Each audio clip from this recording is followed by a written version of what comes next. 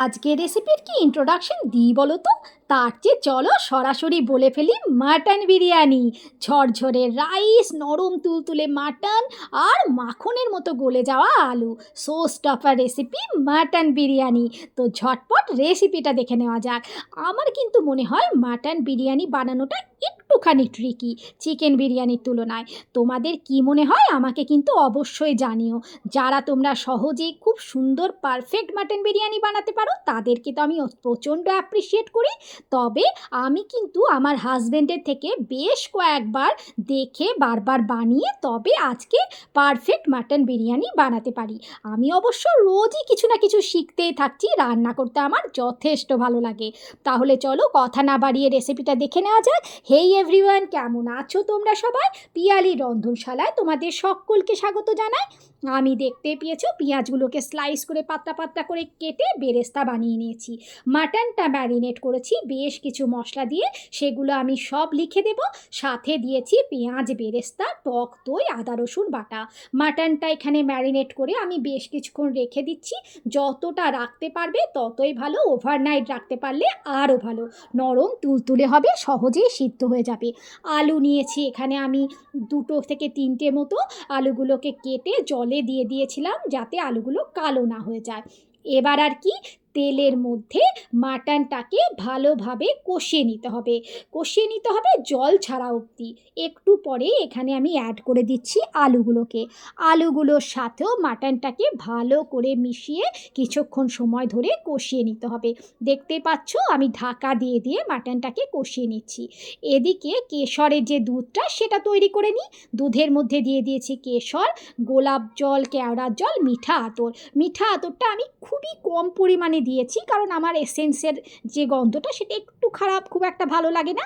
তোমাদের যদি বেশি পছন্দ হয় আর একটু বাড়িয়ে দিতে পারো।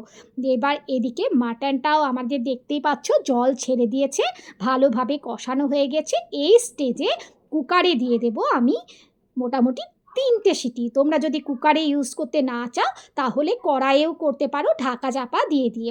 ওপর থেকে যে রোগানটা ছিল সেটা তুলে নিচ্ছি, ওটা আমরা পরে ব্যবহার করব।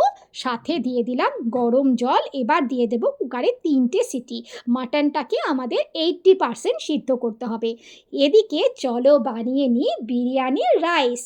রাইসের জন্য জলটা গরম হয়ে গেছে, গরম জলে বেশ কিছুটা লবণ দিয়ে দেব, একদম সমুদ্রের জলের মতো নোনা জল যেন হয়ে যায়। সাথে দিয়ে দেব ভিনিগার আর দিয়ে দিচ্ছি কিছু গোটা গরম মশলা। গরম মশলা কী কী দিয়েছি সেগুলোও আমি লিখে দেব। সাথে দিলাম অল্প একটু তেল। এবার দিয়ে দিচ্ছি বিরিয়ানির রাইসগুলো। বিরিয়ানির রাইসও এখানে আমার সিদ্ধ হয়ে গেছে। এটাকেও কিন্তু আমরা 70 থেকে 80% সিদ্ধ করব। বাকিটা কিন্তু দমে ভরে বয়েল হয়ে যাবে। মাটন আমাদের তৈরি হয়ে গেছে, এদিকে রাইসও রেডি হয়ে গেছে। এবার লেয়ারিংয়ের পালা। মাটন দিয়ে দিয়েছি, ওপর থেকে দিয়ে দিলাম রাইস, এখানে দিচ্ছি বিরিয়ানি মশলা। বিরিয়ানি মশলা একদম বাড়িতে বানানো, আমার এটা হাজব্যান্ডই বানিয়ে রেখে দিয়েছে। আমি তোমাদেরকে এর যে ডিটেল রেসিপিটা মানে বিরিয়ানি মশলায় কী কী দেওয়া আছে সেটাও ক্যাপশনের মধ্যে লিখে দেবো, ডেসক্রিপশনেও দিয়ে দেবো, তোমরা চেক করে নিও। আমি আজকে রেসিপিতে বিরিয়ানি মশলাটা তৈরি করা দেখালাম না। ওপর থেকে দিয়ে দিচ্ছি পেঁয়াজ বেরেস্তা, আর আমার কাছে ছিল কিছুটা ড্রাই রোজ পেটাল, গোলাপের পাপড়ি একটুখানি ছিল সেটাই দিয়ে দিচ্ছি। আর দিয়ে দিলাম অ্যালুমিনিয়াম ফয়েল দিয়ে ভালোভাবে ঢাকা চাপা। ব্যাস, আর কি, এবার দিয়ে দিতে হবে দম, তাহলেই মাটন বিরিয়ানি রেডি হয়ে যাবে। আমি এখানে দম দিয়েছি, লো আঁচে দিয়েছি আমি মিনিট 20 মতো, আর হাই ফ্লেমে দিয়েছিলাম আমি মিনিট 5-7 মতো। ব্যাস, ঝরঝরে মাটন বিরিয়ানি তৈরি হয়ে যাচ্ছে। দেখো কতটা সুন্দর লাগছে, আমি তোমাদেরকে এরপরে কেটেও দেখাবো যে কত সুন্দর মাটন বিরিয়ানি তৈরি হয়েছে। জুসি মাটন, নরম তুলতুলে আলু, আর প্রত্যেকটা রাইস ঝরঝরে। রাইস কিন্তু একটার সাথে একটাও লেগে যায়নি, আর এতটুকু ড্রাই মনে হয়নি মাটন বিরিয়ানিটা। তোমার কোনো রকম গ্রেভি আইটেম, কোনো রকম চাপ বা কোনো রকম কিচ্ছু প্রয়োজন হবে না। তুমি একদম শুধু এই মাটন বিরিয়ানিটা খেতে পারবে। এই মাটন বিরিয়ানিটা সম্পূর্ণ আমার হাজবেন্ডের রেসিপি। আমি তার কাছে শিখেছি, আগেও বলেছি। একবার বাড়িতে আমার এই প্রসেসে ট্রাই করে দেখতে পারো মাটন বিরিয়ানি। অপূর্ব স্বাদ হবে আর নো ফেল একটা রেসিপি।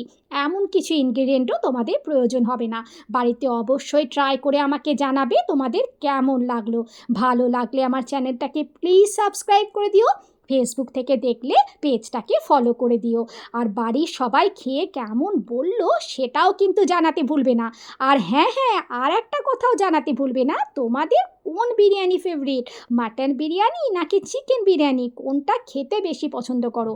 আর কলকাতা স্টাইল বিরিয়ানি পছন্দ করো নাকি ব্যারাকপুর স্টাইল বিরিয়ানি পছন্দ করো, হায়দ্রাবাদি কিংবা লখনৌই, সেগুলো প্রত্যেকটাই আমাকে কিন্তু কমেন্টে লিখে অবশ্যই জানিও। এটার যা স্বাদ হয়েছিল আমি তোমাদেরকে বলে বোঝাতে পারবো না। দেখা হচ্ছে নতুন ভিডিওতে। Bye bye.